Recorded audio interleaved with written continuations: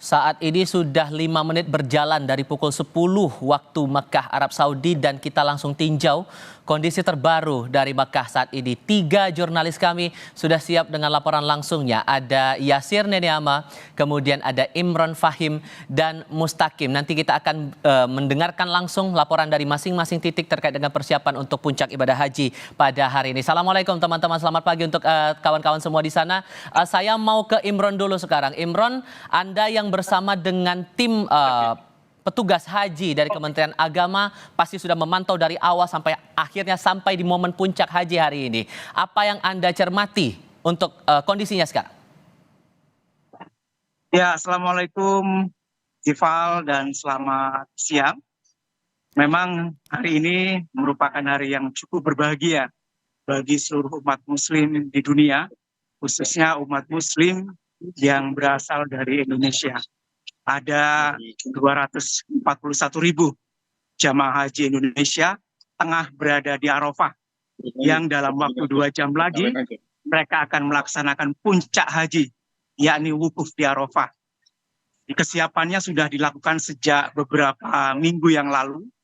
Hari ini merupakan hari yang ke-34 jamaah haji berada di Tanah Suci. Dan ini merupakan waktu yang ditunggu-tunggu. Selama waktu itu juga mereka menjaga kesehatan, menjaga pola makan, agar bisa mengikuti rukun haji, yakni wukuf di Arafah.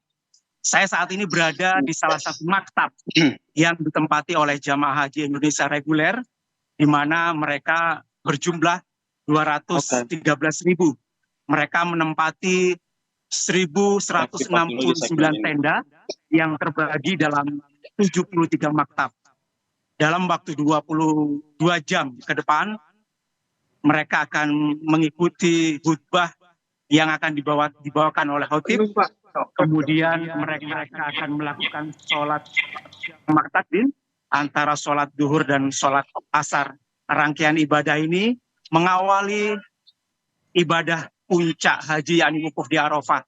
Setelah melakukan sholat nanti, mereka akan bersama-sama mendekatkan diri kepada Tuhan Yang Maha Esa dengan memperbanyak dzikir, lalu melantunkan doa-doa yang selama ini menjadi harapan mereka, menjadi impian mereka untuk tiba di Tanah Suci. Dan ini merupakan hari yang cukup berbahagia pula bagi para petugas haji, karena di fase yang awal ini mereka bisa mengantarkan ratusan ribu jamaah yang awalnya tinggal di Mekah di sekitar 170 hotel, kini mereka berhasil didorong menempati di tenda-tenda Arafah. Mudah-mudahan proses wukuf di Arafah ini berjalan lancar hingga nanti sore hari menjelang waktu terbenamnya matahari. Untuk wukuf di Arafah sendiri akan dimulai saat ba'dal jawal atau tergelincirnya matahari, yakni masuknya waktu duhur. Nanti jamaah haji diminta untuk lebih banyak melakukan ibadah di dalam tenda, mengingat cuaca di luar cukup ekstrim, di mana suhu udara diperkirakan mencapai 40 derajat Celcius. Bagi jamaah yang terpaksa berada di luar, diharapkan tetap membawa peralatan alat pelindung diri seperti payung, kemudian masker, dan juga kacamata. Jangan lupa pula membawa alat penyemprot air untuk mendinginkan kulit agar tidak terlalu panas ketika terpapar sengatan matahari. Karena sejauh ini banyak jamaah haji yang terserang serangan panas atau overheat hingga kemudian jatuh pingsan. Ini perlu diantisipasi oleh jamaah haji dan juga oleh petugas untuk selalu mengingatkan jamaah menjaga kesehatan dan keselamatannya. Demikian yang dapat kami laporkan dari Makkah Arafah, Arab Saudi. Kembali ke Anda di studio, Ifal. Imron, saya membayangkan betul bahwa ini tidak cuma jamaah haji Indonesia saja yang dikumpulkan, tapi seluruh dunia juga datang ke titik yang sama. Sehingga mobilitas ini yang jadi catatan sebetulnya dari awal oleh pihak otoritas terkait begitu. Saya mau memastikan dulu apakah seluruh jamaah haji kita sudah terkonsentrasi didorong menuju Arafah untuk saat ini? Ya, Tifal, memang ini jutaan umat muslim menjadi lautan manusia di Arafah siang ini. Mereka berkumpul menuju atau menunggu ke puncak haji. Dan proses pendorongan atau keberangkatan jamaah haji untuk yang Indonesia ini dilakukan sejak kemarin pada Jumat pagi hingga Jumat malam.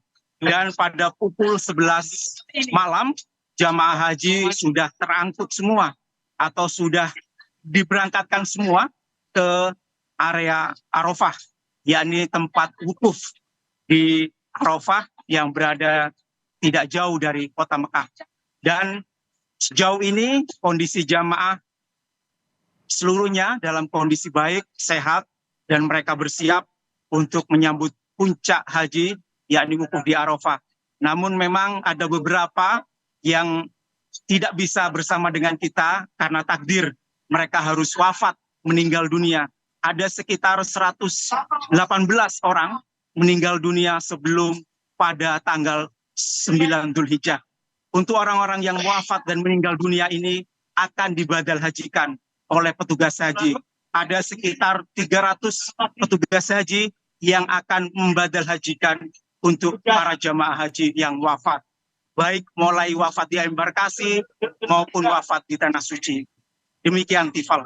Oke, membayangkan bahwa ini segala golongan akan berkumpul di satu titik, terlebih lansia, ini juga jadi concern, jadi fokus perhatian pemerintah juga, terutama Anda yang jadi bagian dari petugas haji di sana. Pendekatan seperti apa yang diberikan begitu oleh pemerintah kepada para lansia ini selama proses wukuf di Arafah ini? Ya, memang lansia ini menjadi prioritas bagi petugas haji tahun ini sesuai dengan temanya Haji Ramah Lansia. Ini dilakukan beberapa skema, yakni mulai dari keberangkatan di mana jamaah haji saat di pesawat ditempatkan di kursi yang paling depan. Kemudian saat berada di hotel penginapan di Mekah, mereka ditempatkan di kamar-kamar yang dekat dengan lift atau pintu keluar hotel sehingga saat terjadi apa-apa mereka cepat atau mudah dievakuasi. Demikian juga dalam prosesi ritual haji untuk jamaah haji lansia ini mendapatkan skema rukhsah atau keringanan selama menjalankan ibadah haji. Ada sejumlah skema rukhsah atau keringanan yang telah disiapkan untuk jamaah haji lansia, jamaah haji disabilitas, maupun jamaah resiko tinggi. Salah satunya yakni skema murur. Skema murur ini baru diterapkan tahun ini. Skema murur merupakan skema di mana jamaah haji lansia, disabilitas, dan resiko tinggi tidak perlu bermalam atau singgah di Musdalifah. Jamaah haji cukup melintas saja saat tiba di Musdalifah, lalu melanjutkan langsung perjalanannya ke Mina. Hal ini untuk menghindari kepadatan jamaah haji di Musdalifah yang bisa memakan korban. Jadi gue live sekarang atau kapan? Keselamatan. Selain itu juga ada skema lain, yakni safari wukuf, di mana pada hari ini ada 300 jamaah haji lansia dan disabilitas non-mandiri, serta jamaah haji sakit. Ini disafari wukufkan, dinaikkan ke dalam bus, kemudian mereka mengikuti puncak wukuf di atas kendaraan tanpa turun ke tenda-tenda. Mereka hanya melakukan wukuf pada waktu sampai pukul 2 siang waktu Arab Saudi. Selanjutnya mereka akan dibawa kembali ke hotel transit maupun di klinik kesehatan. Untuk ritual haji lainnya seperti ritual rukun haji seperti tawaf ifadah maupun juga sa'i nantinya akan dibadalkan. Termasuk juga ritual wajib haji yakni lempar jumroh akan dibadalkan bagi jamaah yang safari wukuf.